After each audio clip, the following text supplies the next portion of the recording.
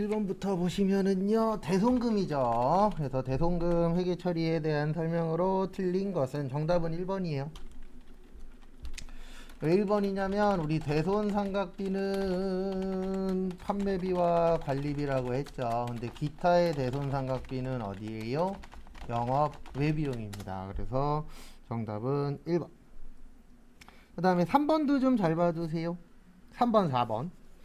우리 전기에 대손 나오면 무조건 뭐예요? 대손 충당금. 그 다음에 4번에 보시면 대손 충당금하고 먼저 상계하잖아요.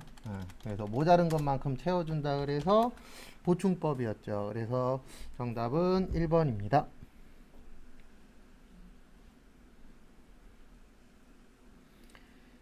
그 다음에 다음 거 보시면 2번. 다음 중 유형자산에 대한 설명으로 틀린 것은 1번 유형자산은 재화와 용역 등의 생산 및 판매 관리 맞고요. 비화폐성 자산입니다. 맞고요. 그 다음에 2번 유형자산의 취득 시 국공채를 매입하는 경우 매입가액을 자산가액에 합산한다. 정답은 2번이에요. 요건 어떻게 하도록 되어 있냐면 매입가액에서 공정가치를 빼요. 그러면 요 나머지가 매입 시에 뭐가 되는 거예요? 부대 비용이 되는 거예요. 그래서 전부 다 잡는 건 아닙니다. 일부만 잡는 거예요. 근데 거기는 전부 다 잡도록 되어 있죠. 그래서 정답은 2번. 그 다음에 3번 유형자산을 현물출자 시, 요 현물출자가 뭐냐면은요, 간단하게 정리를 해드리면 주식으로 물건 사는 거를 현물출자라 그래요. 물건구. 그때는 공정가치로 봅니다. 그리고 헷갈리시면 이렇게 외우세요. 어떻게 외우시냐면은 우리 동종자산 간의 교환 있죠. 얘는 제공한 자산의 무슨 가액이었죠? 장부가액이었죠. 그래서 얘 빼놓고 나머지는 다 공정가치 공정가액이라고 외우셔도 얼추 맞아요.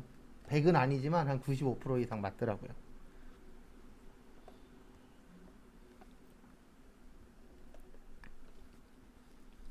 그 다음에 다음 거 보시면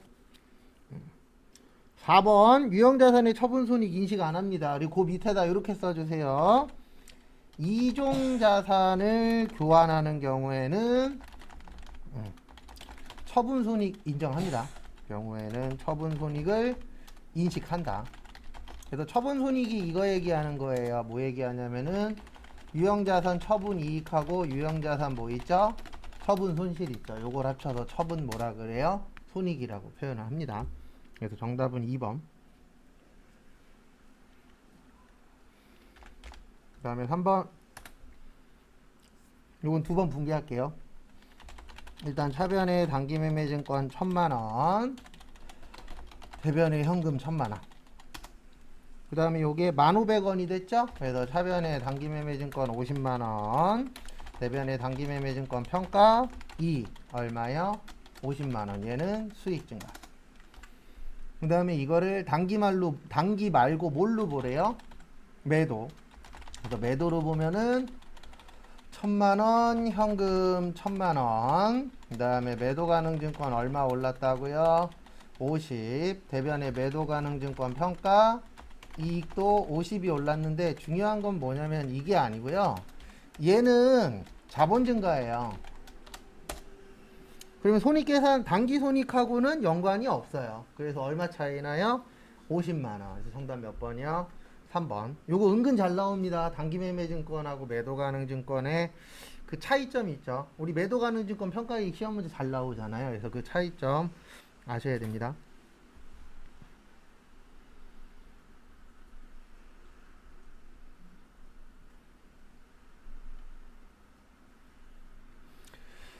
그 다음에 4번 재고자산. 할부 판매 상품의 경우 대금이 모두 회수되지 않더라도 상품의 판매 시점에서 판매자의 재고자산에서 제외합니다. 왜 그러냐면 우리 일반적으로 일반 매출이라고 있다 그랬죠. 그래서 현금 매출, 외상 매출, 할부 매출이 있는데 요거는 인도 기준이에요. 무슨 기준이라고요? 인도 기준. 그러면 물건 팔았으면 끝난 겁니다.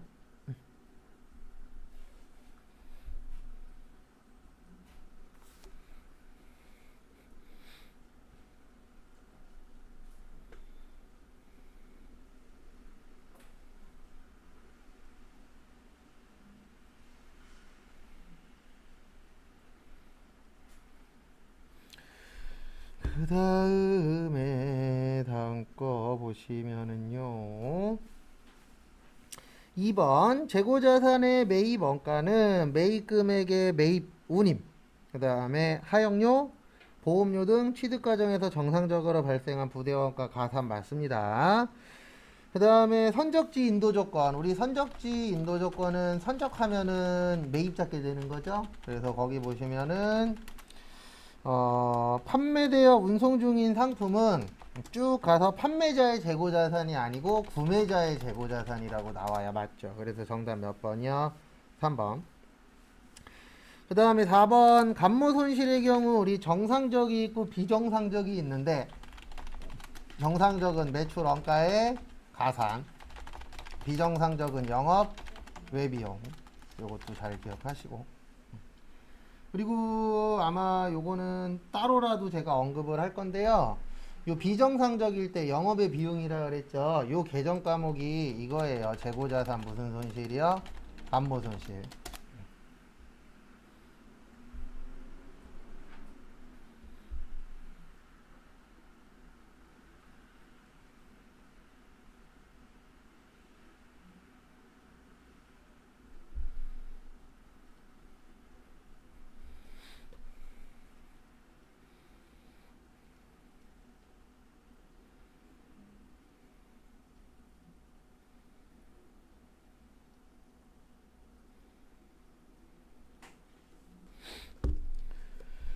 그 다음에 5번 자본의 표시죠. 그래서 보시면 자본금은 보통주, 우선주 맞고요. 자본잉여금은 주식 발행 초과금, 기타 자본 맞고요. 자본 조정은 자기 주식 맞고요. 정답은 4번이에요. 왜냐면 우리 이익 잉여금 외울 때 이익 준비금하고 끝에가 뭐였죠?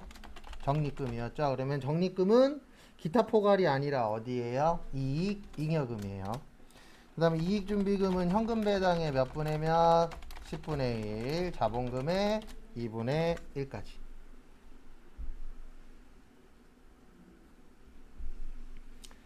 다음에 6번.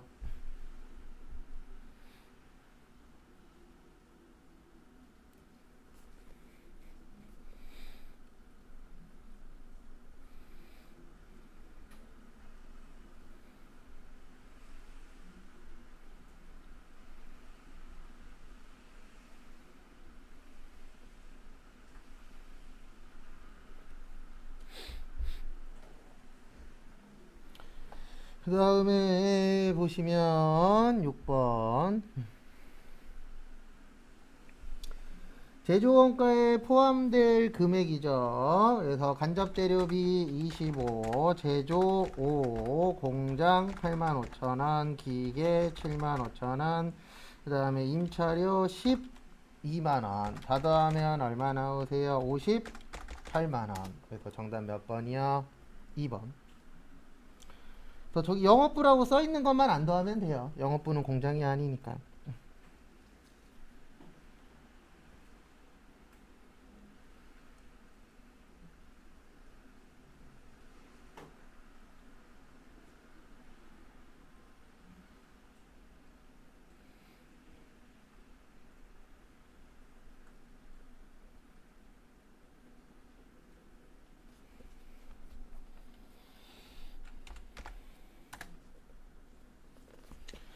그 다음에 7번 정답 3번이에요. 정확성이 가장 높은 건 무슨 배분법이에요? 상호배분법이죠. 그래서 상호배분법이 가장 정확해서는 복잡.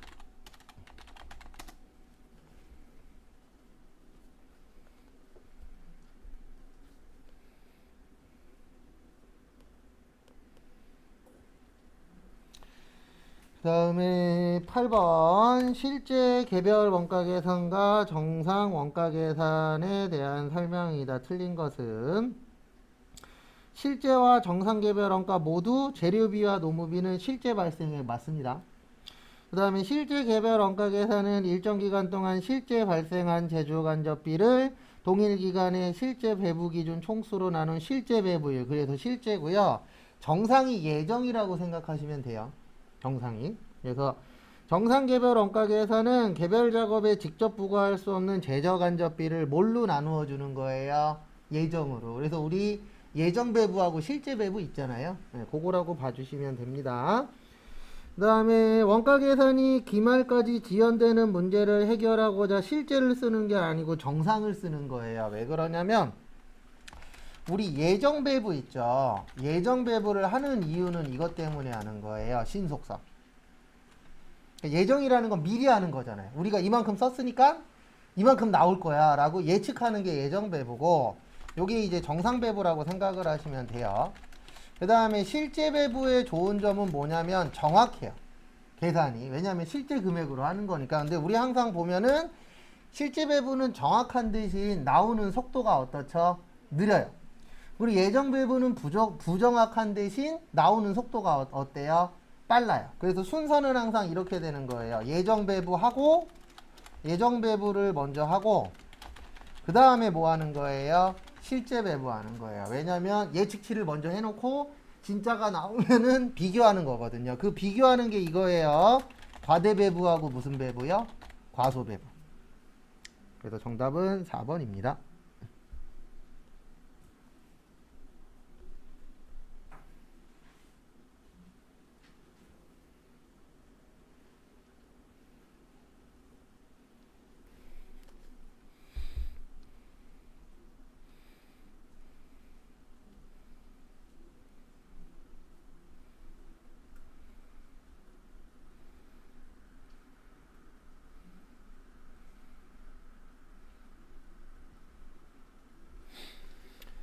그 다음에 9번 거기에다 밑줄 치세요. 수량. 우리 수량 나오면은 해주셔야 되는 게 하나 있어요. T자. T자에서 우리 외운 것 중에 뭐 있었죠? 수량 있었죠. 뭐 있었어요? 수량.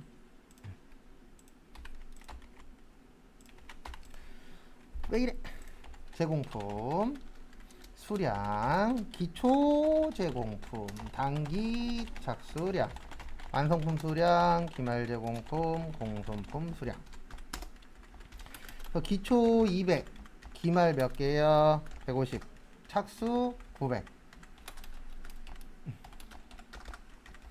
네, 완성 몇 개요? 800. 그 다음에 여기 몇 개 돼요?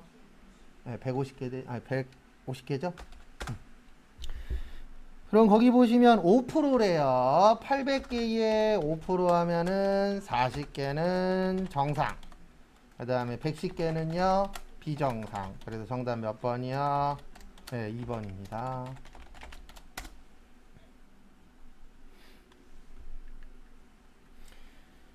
그 다음에 10번. 당해연도의 제조간접비 예정배부에 따른 제조간접비가 2,500원. 무슨 배부 됐어요? 과대 배부.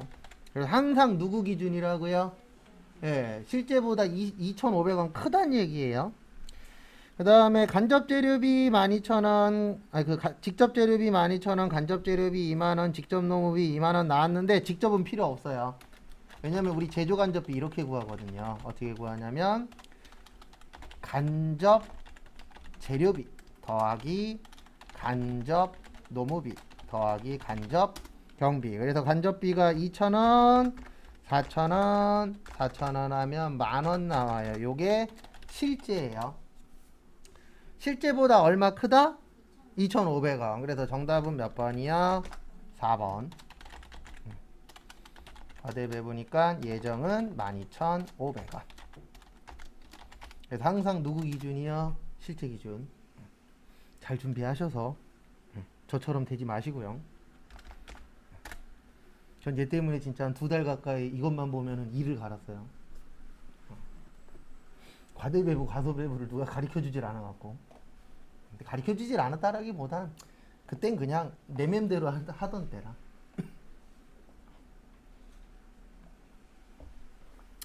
그 다음에 11번. 정답 1번입니다. 이건 본 적 없어요. 재화의 이동이 필요하지 않은 경우는요, 재화가 사용 가능한 때가 되는 거예요. 그래서 정답은 몇 번이요? 1번. 그 그 다음에 2번 상품권은 우리 물건하고 교환하는 때라 그랬죠? 그래서 맞고. 그 다음에 증여할 때는 당연히 뭐 하는 때요? 증여하는 때. 폐업할 때는요? 네, 폐업일. 그 다음에 2회 이상 분할하여 대가를 받고 재화의 인도일의 다음 날부터 1년 이상인 장기할부 판매. 그래서 우리 장기할부 판매 나오면은 대가의 각 부분을 받기로 한대. 그래서 장기할부 판매, 그 다음에 중간지급 조건부, 완성도, 기준지급. 요거 나오면 다 대가의 각 부분을 뭐 하기로 한대? 받기로 한대.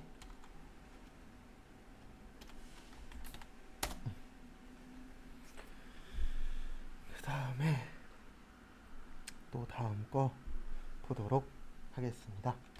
12번. 이런 거는 한 10개씩 나오면 좋을 것 같아요. 필요적 뭐요? 기재사항. 공급하는 자의 등록번호, 그 다음에 상호 및 성명. 네, 공급받는 자의 등록번호, 작성, 연월일, 공급가액과 세액. 그래서 정답은 4번. 품목은 안 쓰셔도 돼요.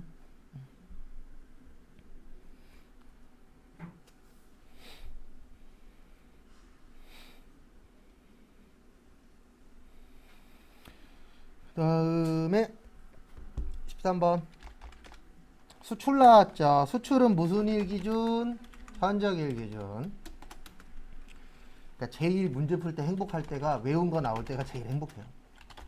그 다음에 선적일보다 뭐가 빨라요? 환가일이 빠르면 무슨 일 기준이요? 환가일 기준. 기준환율이나 재정환율. 그래서 거기 보시면은요, 제품 5만 달러예요. 그 다음에 몇 월 며칠 날 선적하셨죠? 11월 20. 1달러당 얼마일 때예요? 1,000원. 그래서 5천만 원. 정답은 1번. 그러니까 이 문제는 그냥 이거 아냐 모르느냐 물어본 거예요.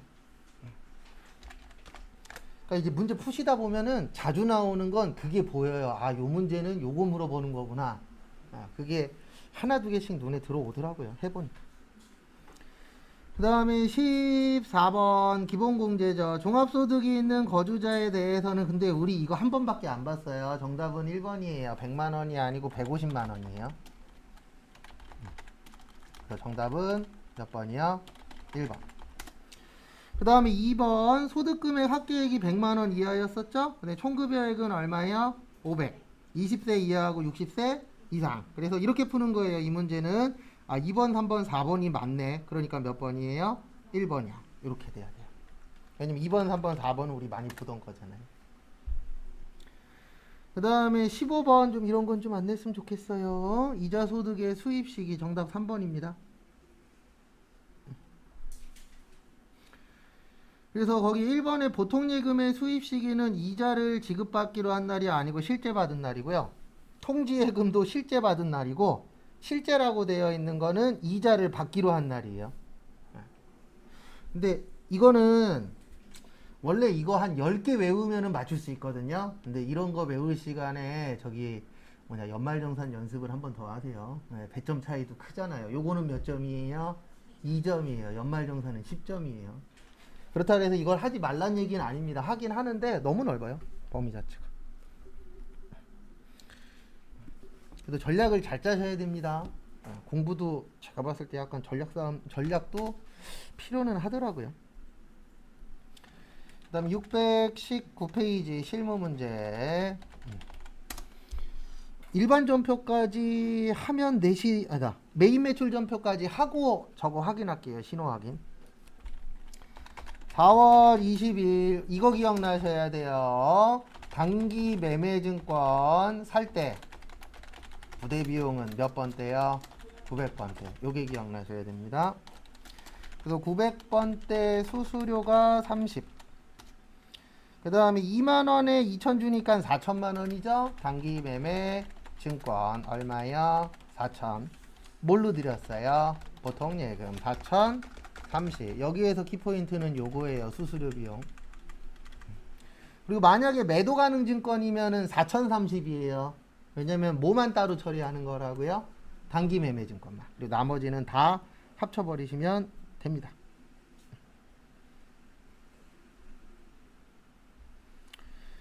그 다음에 5월 2일 액면가액 2천만 원인 건데 통장으로는 1200 들어왔다. 1920 들어왔죠. 사채는 2000. 싸게 발행했다, 비싸게 발행했다. 싸게 발행했다. 사채 할인 발행 차금 얼마 싸게 발행했어요? 80만 원. 니 쉼표. 그 다음에 5월 9일 저기에다 밑줄 쳐주세요. 미지급 세금. 미지급 세금으로 120이 되어 있었는데 납부불성실 가산세 만원이 있었대요. 뭘로 처리하래요? 세금과 공과 다 줬어요. 맞죠? 미지급 세금 줬죠. 120. 세금과 공과 줬죠. 만원. 그 다음에 보통 예금 얼마요? 121만원. 이런 거 틀리면 안 돼요. 이거는 진짜 어떻게 보면은 밥 먹으라고 입안에까지 갖다 준 거잖아요. 그러면 씹기만 하면 되는데 이런 건 틀리시면은 안 됩니다. 7월 30일 공장 직원들이 먹었죠. 얼마 전에는 사무실 직원들이 먹었는데 복리후생비 2만원. 대변에 카드로 결제했죠. 미지 급금 2만원. 무슨 카드요? 네, 현대카드.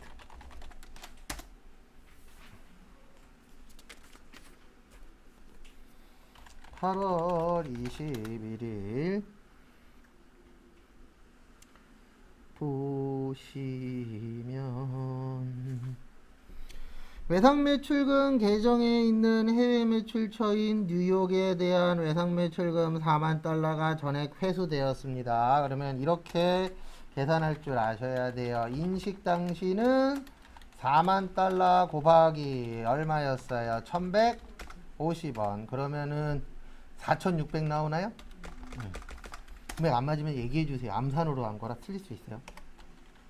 그 다음에 입금은 4만 달러 곱하기 1200원. 그러면 4800. 그래서 더 받았죠. 결론은. 그래서 통장으로 4800 들어왔고, 원래 받기로 했었던 거는 4600이고, 뉴욕. 그 다음에 더 받았죠? 네, 더 받았으니까 행복하죠. 외환 차익. 거기에다 외화환산 이익 쓰시면 안 돼요. 외화환산은 언제 쓰는 거라고요? 결산하실 때 항상 그런 부분 주의하시고요.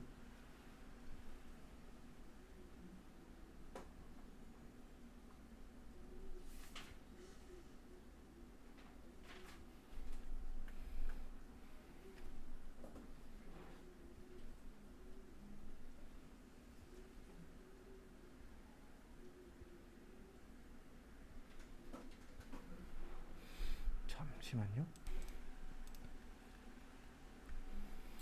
문제 2번 요거까지 하고 신호 보낼게요. 메인 매출 점표. 그리고 합격을 하시려면 일단 일반 점표, 메인 매출 점표에서 아무리 많이 틀려도 2개 이상 틀리면 힘들어집니다. 그러니까 제 개인적인 예상은, 생각은 일반 점표, 메인 매출 점표 결산해서 그냥 최대한 많이 맞는 거예요. 저도 전산세무 1급 딸 때 전산세무 1급이 여기에다가, 지금 여기에다가 분계가 4개로 줄고요. 그 다음에 결산 5개에, 그 다음에 연말정산하고 부가가치세 똑같이 나와요. 그리고 거기에다 이제 법인세 한 30점 더 나오거든요. 7기 쪽에서 30점인가 20점 더 나오는데, 저도 목표는 하나였어요. 법인세 가기 전에 최대한 많이 맞추기. 그러니까 여러분들은 전산액이 1급이랑 겹치는 게 일반 점표, 메인 매출 점표 결산이잖아요. 무조건 거기에서 많이 맞춰야 돼요. 왜냐면 부가가치세하고 연말정산은 솔직히 다 맞을 수도 있지만 다 틀릴 수도 있어요.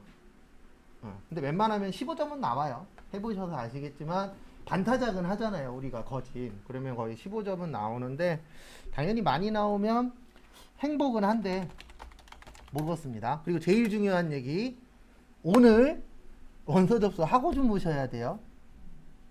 맞죠? 오늘이에요. 오늘 땡땡시. 왜냐면 9월 1일이니까. 내일 아침에 일어나셔서 하시면 못할 수도 있습니다. 그러면 12월에 봐야 될 수도 있으니까 꼭 하고 주무시고. 그 다음에 나는 만약에 뭐 이런 분도 있을 수 있어요. 나는 만약에 회계는 떨어졌어. 근데 세무는 좀 부담돼. 그러면 회계만이라도 일단 보세요. 이게 공부라는 게 저도 뭐 자격증 시험을 이래저래 많이 봐서 아는데 솔직히 떨어지면 하기 싫어지고 그래요. 그래서 이게 공부도 흐름이거든요. 근데 또 웃긴 게 뭐냐면 하나 붙으면 더 잘 되기는 해요. 예. 근데 이게 뭐 내가 열심히 했다 그래서 무조건 붙는 것도 아니고 내가 뭐 한 번도 안 봤다 그래서 떨어지는 것도 아니기 때문에 이게 인생이 참 그렇잖아요. 올라갈 때도 있고 뭐 할 때도 있어요. 떨어질 때도 있죠. 저는 3, 4년만 일찍 태어났으면은 지금보다 돈 좀 더 벌었을 텐데. 이쪽이 잘 나갔을 때 끝물을 봐갖고 그때 좀 돈도 좀 괜찮게 벌었고 근데 좀 늦게 그냥 3, 4년 일찍 태어났었으면 전 여기 없어요.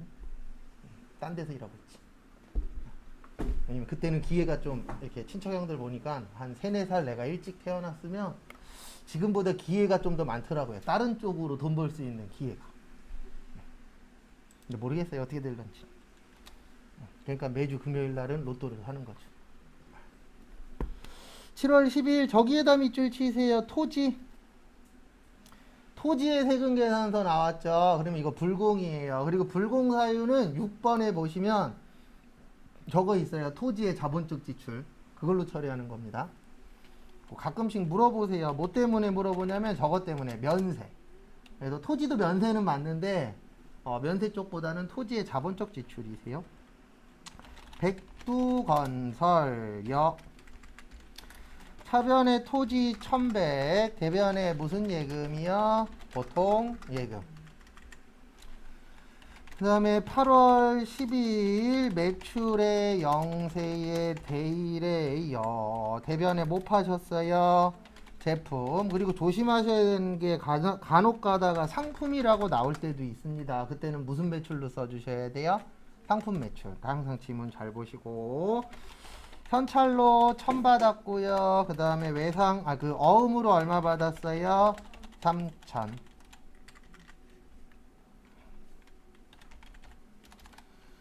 그 다음에 9월 3일 공장에서 사용하던 기계장치인데 항상 이거 먼저 하십시오. 600에서 200 빼서 400이 됐는데 300에 팔았으니까 100만원 뭐요? 손실. 그리고 이 문제 나오시면 딱 하나만 조심하세요. 뭐만 조심하시냐면요 저거 뭘 조심하셔야 되냐면 부가세 빼고 계산하셔야 돼요. 꼭 나오면은 부가세 뭘로 나와요? 포함으로 나와요.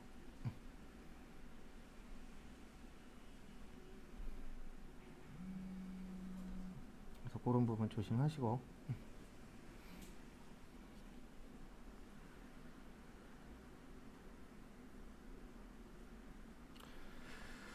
그 다음에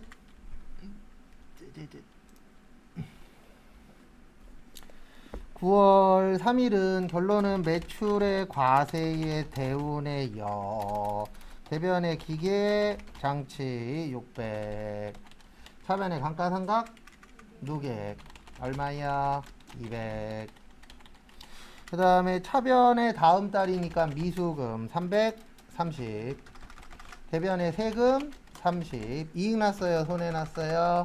손해 났죠. 유형자산 처분 손실. 그래서 오랜만에 한 번 더 설명드리면 꼭은 아니지만 이렇게 푸는 게 이해하기가 편해요. 장부가, 그 다음에 돈 받는 거, 그 다음에 세금, 그 다음에 손해 났으면 유형자산 처분 손실, 이익 났으면 대변의 유형자산 처분 이익. 이렇게 쓰면 조금 덜 헷갈리더라고요.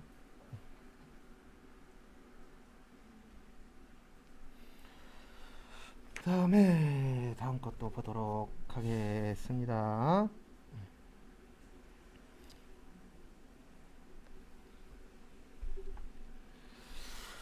(9월 9일) 원재료 사셨어요. 그러면 매입의 과세의 서울의 차변의 뭐죠? 원재료 1300 세금은 130.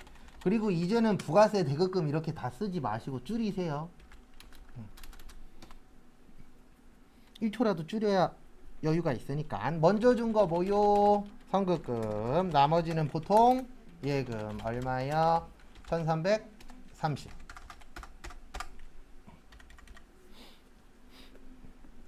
그리고 이제 저희가 요속도로 나가면 어쨌든 취업 자리를 추석 이후에 알아보시잖아요. 근데 보면 9월 달은 그렇게 일자리가 많지는 않을 거예요. 네. 왜냐면 대부분 때려치더라도 추석 이후에 때려치잖아요. 왜요? 보너스 받아야 되니까. 명절 선물 받아야 되니까. 그래서 이것도 타이밍이 좀 중요하더라고요. 그리고 혹시 세무사 사무실을 알아보실 분들도 10월달 이후가 조금 더 나와요. 네. 그건 어쩔 수 없어요. 날에도 때려치려면 뭔가 바꿔 때려치는 게 좋지. 어쩔 수 없잖아요. 사람인지라. 10월 8일은 계산서 나왔죠. 매입의 연세. 그 다음에 거기에다 밑줄 치세요. 판매부서 거래처. 제이슨 꽃타원 여. 판매부서니까 800번대 접대비 8만원. 대변에 뭘로 드렸어요? 미지 급금 8만원. 끝. 그 다음에 문제 3번. 네, 저기에다 밑줄 치세요. 첫 번째 줄 끝쪽에 제조하는 중소제조기업. 의제 매입세액이죠. 거기 보시면 제조하는 무슨 기업이요? 중소기업. 그럼 몇 분의 몇? 104분의 4. 그 다음에 우리 회사는 복숭아 만드는 회사예요. 그 다음에 몇 기 확정이요? 1기 확정. 여기로 와주세요. 여기 부가가치에서 의제. 그래서 1기 확정이니까 4월에서 몇 월이요? 6월.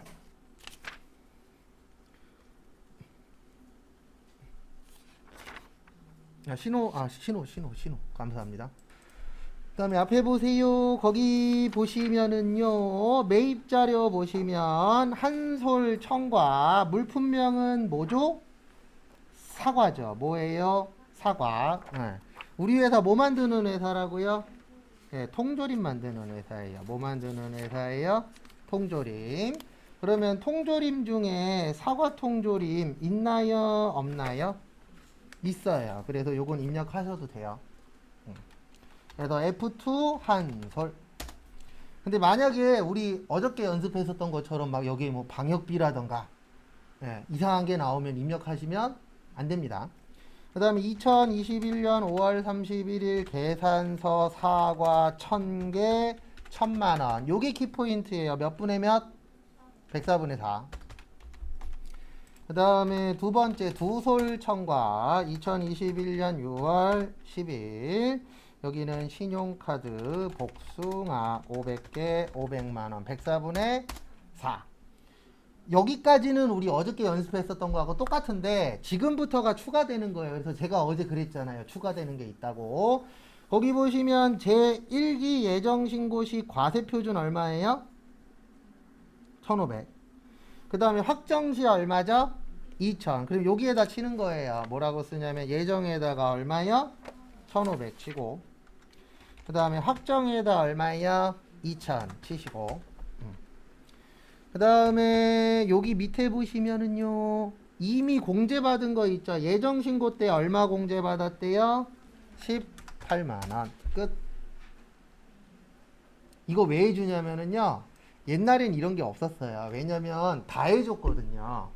근데 다 해주다 보니까 어떤 문제가 생기냐면은 어떤 데는 세금을 안 내. 그래서 국가에서 여기 보시면 법인은 40%만 해줘요. 몇 프로요? 40%. 그래서 한도 계산하는 거예요. 밑에다가. 입력하는 게 그렇게 복잡하진 않습니다. 그 다음에 2번 요거 나오시고, 나오실 때는 항상 예.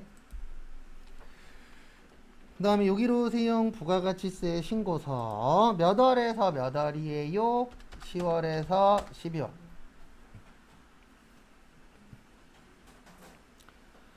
그래서 보시면 제 개인적인 생각은 요런 문제 나쁘지 않아요. 괜찮더라고요. 1번 매출 자료, 매출의 과세, 매출의 카과, 매출의 영세, 매출의 수출. 그 다음에 대손은 마이너스 얼마요? 200. 여기 키포인트예요. 요 문제에서 마이너스 얼마요? 200. 그래서 이렇게 넣어주시면 되겠죠. 1번에다가 2억에 2천, 3번에다가 6천에 600, 5번에 5천, 6번에 1억 2천, 8번에 마이너스 200. 그 다음에 매입자료. 원재료 매입, 매입의 과세의 일반. 그 다음에 법인카드로 구분한 원재료 매입, 매입의 카과의 일반. 거래처 접대용, 매입의 불공의 일반. 그 다음에 마지막으로 예정신고 누락, 매입의 과세의 일반. 가산세 없어요. 맞죠? 왜 없어요? 매입 누락한 거는 가산세 없다 그랬잖아요. 언제만 있다고요? 매입은 과다환급이나 이중공제 받았을 때만. 그래서 이렇게 넣는 겁니다. 10번에다가 1억 5천에 1,500, 그 다음에 여기 41번 가셔서 800에 80, 그 다음에 요게 키포인트예요. 여기 1억 5천 있죠? 여기에다가 얼마 더해요? 770. 그래서 1억 5천 770. 그 다음에 1,577만원. 그 다음에 한 번 더 쳐야 돼요. 16번 찍고 50번 가서 700 얼마야? 70에 77만원. 그 다음에 예정신고 누락은 요 동네죠. 여기 38번에 900에 얼마예요? 90. 그리고 하나 더 있습니다. 밑에 보면은 전자신고 하기로 한다 라고 되어 있죠. 그러면 여기 54번에 전자신고 세액공제라고 있으세요. 요거 외우세요. 얼마라고요? 10,000원. 요렇게 하면 7점. 근데 이건 있습니다. 저도 할 때마다 항상 느끼는 건데 생각 조금만 잘못하면 엉뚱한 데다 쳐요. 그래서 제 개인적인 생각은 3번은 마지막에. 근데 사람들마다 달라요. 그래서 3번이 잘 되시는 분은 3번을 먼저 하시고 3번이 좀 헷갈리시는 분들은 뒤로 빼시고. 그리고 결산은 항상 언제 하라고요? 마지막인데 결산은 이렇게만 해주시면 돼요. 일반 전표하고 매입 매출 전표 하고 결산하는 거예요. 3번, 5번은 아무 때나 해도 돼요. 하고 싶을 때. 왜냐면 3번, 5번은 분기하고 연관이 없잖아요. 그래서 3번, 5번은 아무 때나 해도 되고 4번 문제 결산만 일반 전표, 매입 매출 전표 끝나고 해주셔야 됩니다. 이상하신 거 있으시면은 질문하세요.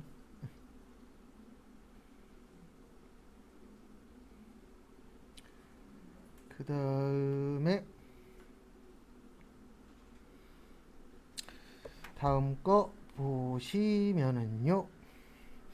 문제 4번 결산.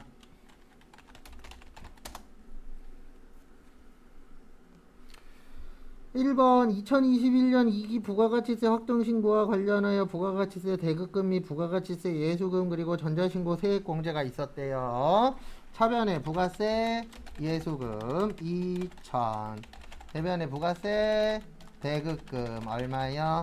1,200. 이걸 해주는 게 뭐냐면 이렇게 써주면 예수금 빵, 대급금 빵 돼요. 근데 왜 빵이 돼야 되냐면 우리 지금 12월 며칠이에요? 31일이죠. 그러면 오늘로 2기 확정이 끝나는 날이에요. 내일부터는 몇 기 예정이에요? 1기 예정. 그러면 새로 시작하려면 얼마가 돼야 되죠?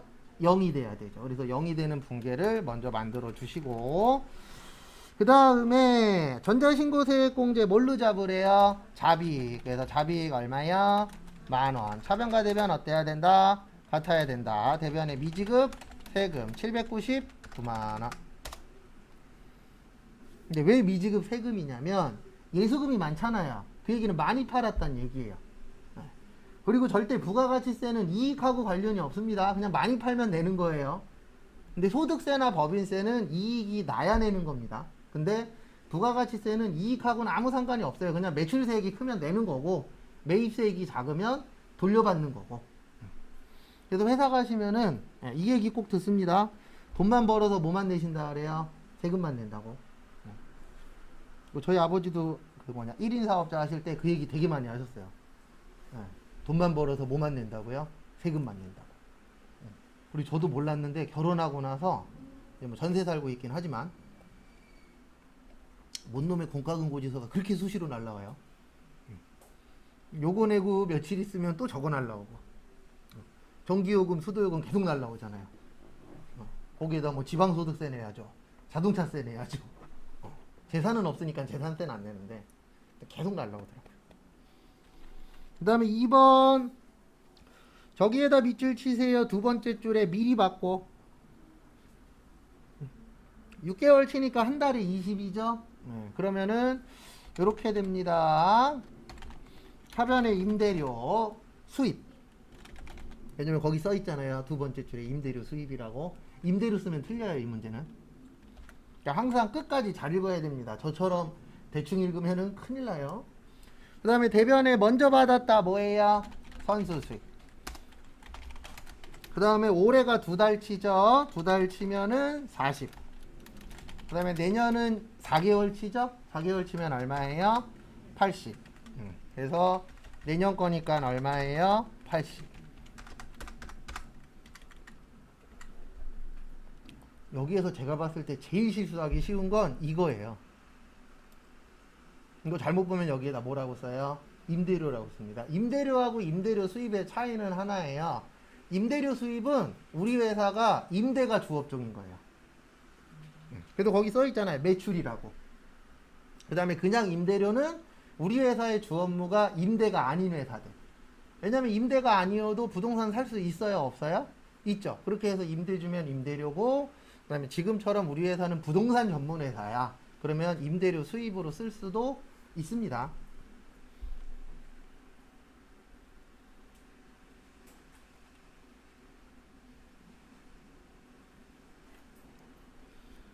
그 다음에 다음 거 보시면은요.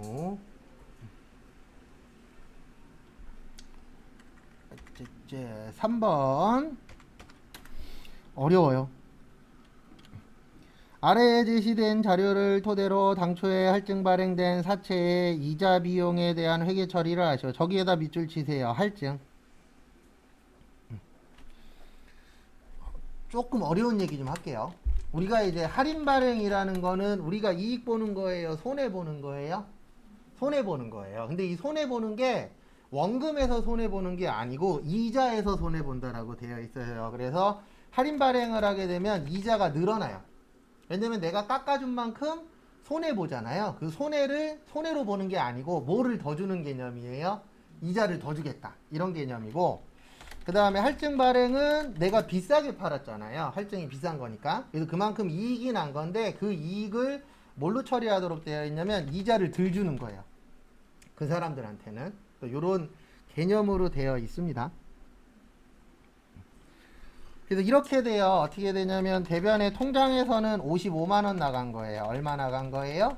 55만원. 네, 차변에 사채 할증 발행 차금 21만 5,300원. 부채의 감소. 그 다음에 나머지는 뭐 준 거라고요? 이자 준 거예요. 그래서 33만 4,700원. 어려워요, 이거는. 왜 어렵냐면 우리가 할 일이 거의 없어요. 근데 제가 찍는 방법도 하나 좀 알려드릴게요. 우리 이가 안 되면 잇몸으로 해야죠. 원래는 이렇게 하는 게 아니고 이거보다 더 어렵게 배워야 되는데 그러면 회기가 싫어져요. 저도 사채 공부할 때 회기가 싫었었어요. 너무 머리 아파. 여기 보세요. 찍는 방법 알려드릴게요. 모를 때는 이렇게 하는 거예요. 합장 가서 우리 지금 결산하고 있죠. 몇 월 며칠이요? 12월 30일. 사채 할증이라고 쳐봐요. 그러면 얘 어느 변에 있어요? 대변에 있죠. 맞죠? 모르면 일단 어떻게 하라고요? 차변으로 넘겨요. 무조건. 무조건 반대로 넘기는 거예요. 결산 때 모르겠으면. 그러니까 이거는 찍는 방법입니다. 그래서 반대로 넘기고 거기 통장이라고 써 있잖아요. 보통예금. 보통예금 얼마요? 55. 그 다음에 사채할증 발행 차감 얼마인지 써 있잖아요. 그거 쓰고 나머지는 뭘로 준 거다? 이자로. 이렇게 해서 찍는 방법도 있긴 있습니다. 근데 원래 제일 좋은 건 이해하는 게 제일 좋아요. 그래서 할인 발행이라는 거는 우리가 손해를 보는데 할인한 만큼 이자를 뭐 하겠다? 더 주겠다. 이런 개념이고, 할증은 우리가 이익 나는 거잖아요. 그래서 이익 난 만큼 이자를 어떻게 하겠다? 덜 주겠다. 그래서 그 이익과 손해를 이자로 해결하는 거예요. 네, 사채 자체에서는 이익이나 손해가 없다. 이렇게 되어 있어요. 회계 쪽에서는. 그리고 더 궁금하시면은 저기 10월 달에 가까운 도서관 가셔서 중급 회계를 빌리세요. 있어요. 도서관 가면 중급 회계 있어요. 그러면 아마 2권으로 된 거는 1, 2로 되어 있는 건 대부분 2에 있거든요. 그럼 거기에서 사채 파트를 읽어보시면은 까만 건 뭐라고요? 글씨. 하얀 건 종이에요. 네. 뭔 말인지 한마디도 이해 못해요. 진짜 거짓말 안 하고. 저도 사채 이해하는데 일주일 걸렸어요. 일주일 동안에 한 30문제 푼 것 같아요. 그것도 막 답 보고 연구를 했죠. 누가 가르쳐주는 사람 없을 때였으니까 그 당시에. 그리고 아 요런 구조로 되어 있구나. 근데 구조 파악하는 데만 일주일. 그리고 일반적으로는 회사에서 사채 쓸 일은 없죠 뭐. 그 다음에 환영합니다. 퇴직급의 중상부채. 우리 많이 풀던 거죠. 생산직은 얼마가 부족해요? 5천. 관리직은 얼마가 부족해요? 3,500. 이렇게 하면 되죠. 자동결산 가셔서 1월에서 몇 월이요? 12월 가서 어디 갔냐? 500번대 가셔서 아까 얼마 부족했다고요? 5천. 그 다음에 800번대 가서 3,500. 그 다음에 5번은 저기에다 밑줄 쳐주세요. 외상매출금 미수금.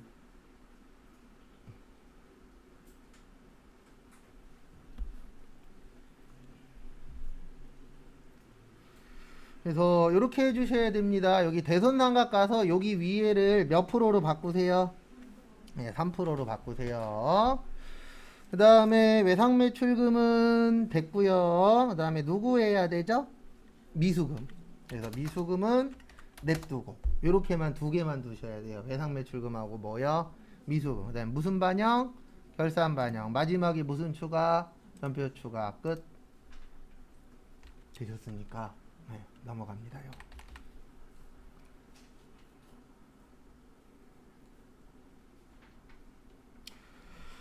그 다음에 문제 5번 원천징수.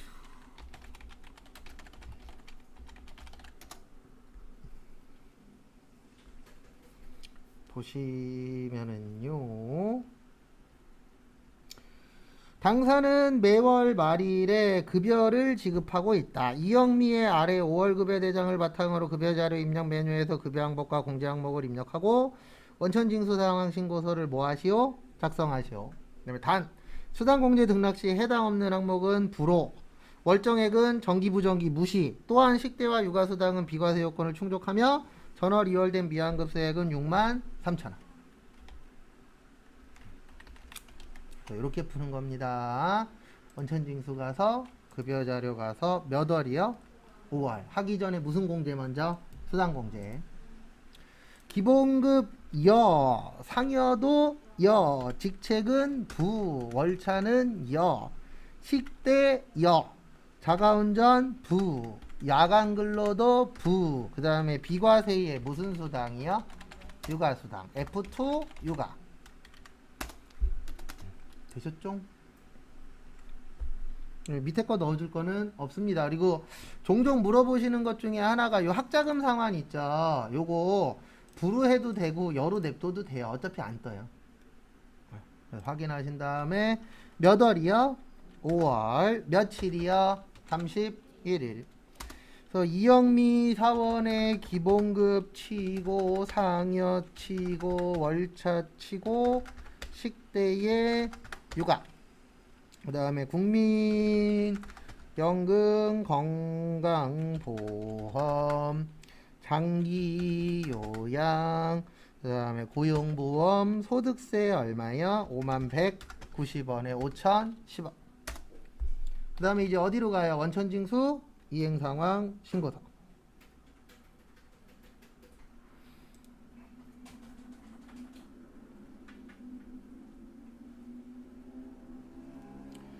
그 다음에 몇 월이요?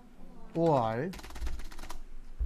미완급 얼마예요? 63,000원. 요러면 5점.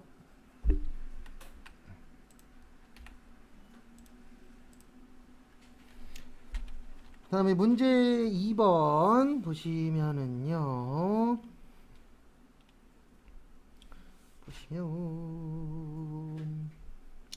다음에 연말정산 관련 자료를 보고 그다음에 사무직 사원 최민상 총급여액 얼마예요? 5천에 세부담 최소화를 위한 연말정산 추가자료 입력 메뉴에 연말정산 입력 탭을 입력하래요. 그래서 입력하겠습니다. 일단은 어디 갔냐? 여기로 가야죠. 연말정산 가셔서 몇 번이요? 105번 최민상님.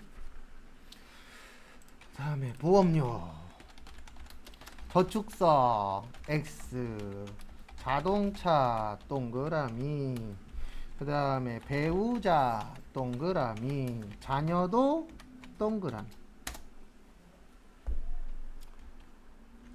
그래서 여기 일반 가셔서 거기 보시면은요 얼마냐 또 계산기가 또 꺼졌네. 잠시만요. 그래서 거기 보시면 55에 72에 24만원 그럼 151만원. 그 다음에 의료비 보시면은요 건강증진 안돼요. 모친 질병치료 돼요. 왜 되냐면 거기 밑에 보시면 모친 돈 버셨죠. 근데 의료비는 나이 상관없고 모두 상관없어요. 소득도 상관없어요. 그래서 의료비는 되는 거예요. 근데 나머지는 안 돼요. 왜요? 돈 버셔서. 그래도 돈 벌어도 되는 건 하나밖에 없어요. 뭐밖에요? 의료비밖에. 그 다음에 배우자 임플란트 됩니다. 네. 근데 요분은 어디에다 넣으세요? 그 밖에. 그 다음에 요분은 65세에다가 넣으면 되겠죠. 그래서 여기 의료비 가셔서 65세에다가 얼마예요? 220. 그 다음에 그 밖에다가 200. 그 다음에 교육비 본인 되고요. 모친 안 되고요. 자녀 돼요. 모친은 왜 안 되냐면 돈 벌어서 안 돼요. 그리고 돈 안 벌어도 안 돼요. 노인대학 이런 건 안 된다 그랬죠. 그래서 교육비 가셔서 본인에다가 600. 취약전 아동이 얼마요? 네, 100. 끝. 그 다음에 기부금 종교단체 돼요. 정치자금 안 돼요. 왜 안 돼요? 네, 정치자금은 누구만 가능? 본인만. 그래서 안 됩니다. 그래서 기부금 가셔서 어디 갔냐? 종교단체 가서 얼마요? 300. 100은 넣으시면 안 돼요. 신용카드 본인 거 보시면은요 좀 이렇게 좀 안 냈으면 좋겠어요. 헷갈려 갖고. 그래서 1,305만원에서 220은 빼시면 안 돼요. 왜냐면 이중공제 가능하니까. 그 다음에 대중교통은 빼야 됩니다. 그래서 얼마 빼요? 90. 그 다음에 전통시장 얼마 빼요? 9만원. 그래서 1,206만원 나올 거예요. 다음에 전통시장은 얼마라고요? 전통시장 아니고 대중교통 90만원. 전통 얼마요? 9만원. 금액 이상하시면 얘기하세요. 그래서 이렇게 나오면 됩니다. 일단 신용카드란 가셔서 여기 신용카드에 얼마라고요? 얼마였냐면 1,206만원. 그 다음에 저기 대중교통 얼마예요? 네, 대중교통 90. 전통시장 얼마요? 9만원. 1,305만원 맞네요. 다음에 배우자. 대중교통 15. 전통 91만원. 그러면 신용카드는 700에서 15 빼고 91 빼면 594만원. 이런 문제 제일 싫어요. 딴 것 때문에 하면 계산기 많이 두드려야 돼서. 그 다음에 이 작업도 해야 되죠. 여기에다가 넣을 건데 여기 1206만원 있죠. 그래서 1206만원에다 얼마 더해요? 594만원 더하니까 1800 나와요. 그 다음에 전통시장이 아까 9만원인데 여긴 91만원이죠. 더하면 얼마 나와요? 네, 100만원 나와요.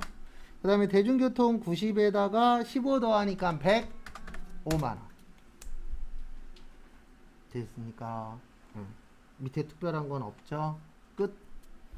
그 다음에 잠깐 쉬었다가 4시 40분에 그 짜투리 문제들 있죠. 그것도 풀어보는 시간 갖도록 하겠습니다.